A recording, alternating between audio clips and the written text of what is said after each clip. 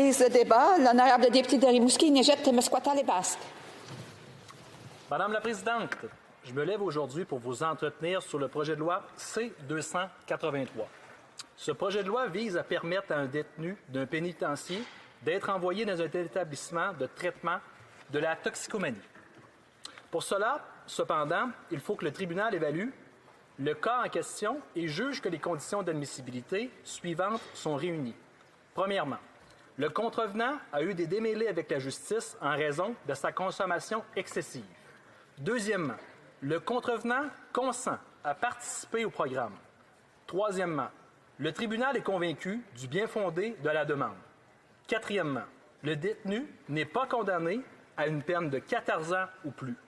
Et finalement, le détenu n'est pas condamné à une peine de 10 ans et plus pour une infraction qui a entraîné des lésions corporelles, met en cause le trafic de drogue ou met en cause l'usage d'une arme. Également, le projet de loi viendrait modifier la loi sur le service correctionnel et la mise en liberté sous condition pour qu'un pénitencier ou une zone précise à l'intérieur de celui-ci puisse être désigné à titre d'établissement de traitement de la toxicomanie. Les établissements de traitement de la toxicomanie ont pour objet de fournir aux détenus l'accès à un programme de traitement en lien avec sa consommation, ainsi qu'à d'autres services qui répondent à ses besoins particuliers.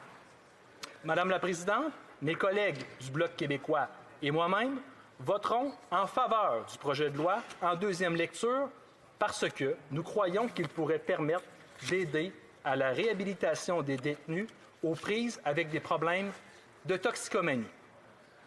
La réhabilitation est un des piliers centraux de notre système de justice et il est de notre devoir de tout mettre en œuvre pour permettre au plus grand nombre d'y arriver. La réhabilitation représente aussi une façon de donner une autre chance à des citoyens qui ont commis des erreurs par le passé.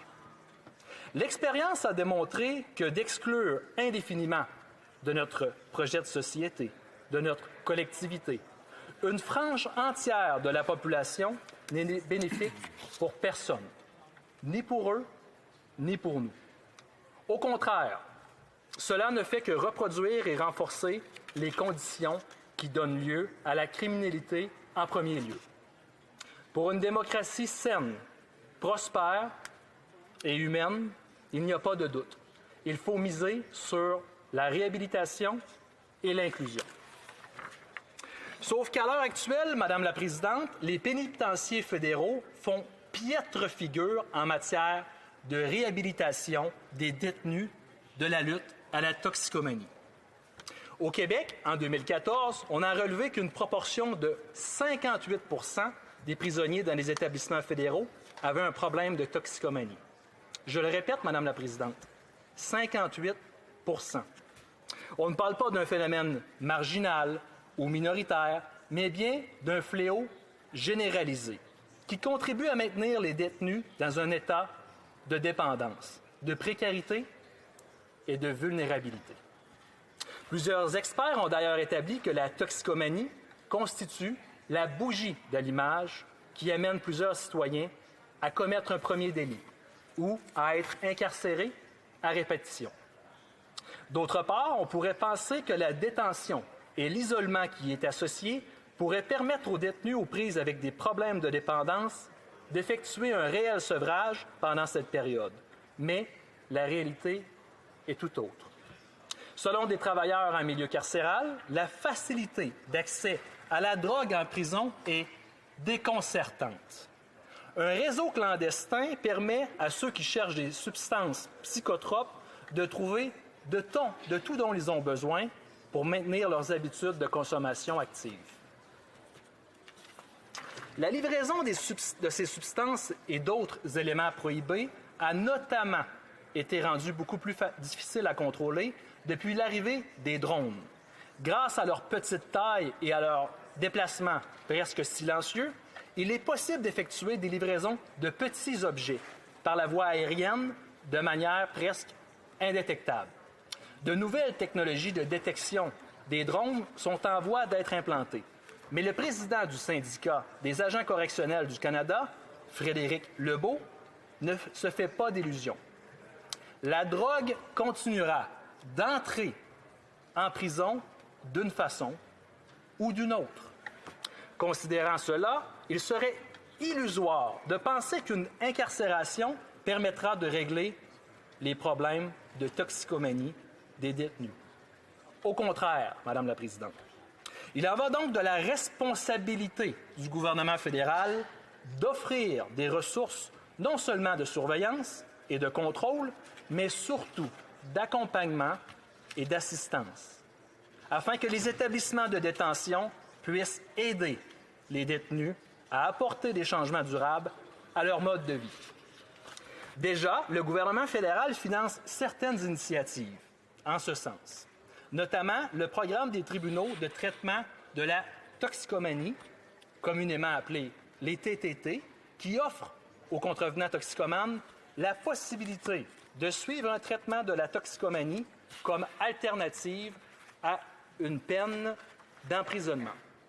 Ce sont le Québec, les provinces et les territoires qui peuvent recevoir les fonds de ce programme pour mettre en œuvre les TTT. Il faut établir une nuance importante, Madame la Présidente.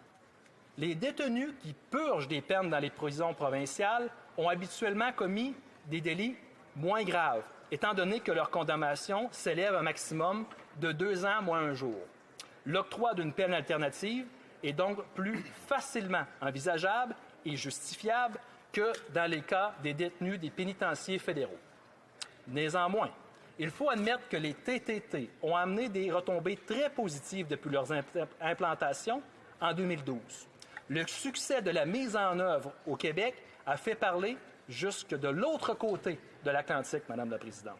Et la France s'en est directement inspirée pour lancer un projet pilote qui vise à contrer les récidives chez les toxicomanes.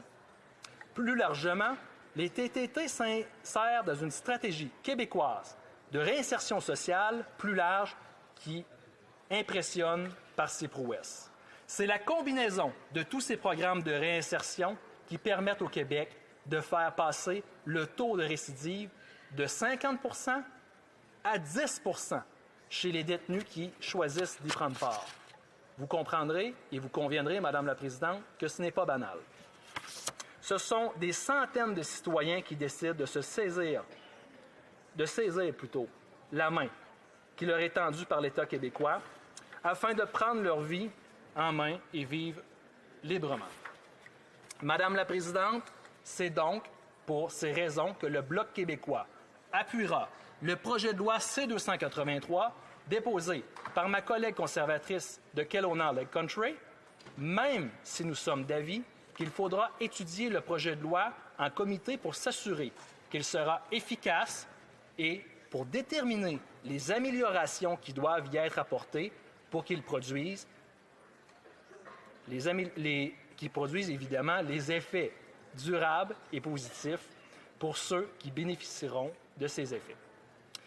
Madame la Présidente, nous croyons en la réhabilitation, nous croyons en l'inclusion, mais nous croyons avant tout en une justice humaine. Merci.